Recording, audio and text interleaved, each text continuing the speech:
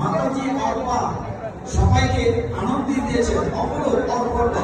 এবার দেখা যাক সর্বশেষ ফাজিলের নাম হলো শুনি নাই মিতা সরকার। ঠিক আছে, তার কাছ থেকে নাচ গান শোনা দরকার।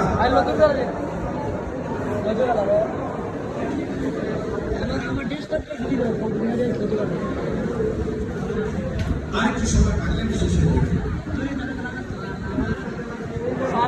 আমার মাঝে আধা মাথা ঘুরে শুরু করেন। দেখি মাল বেসে 1.5 হাজার 25,000 টাকা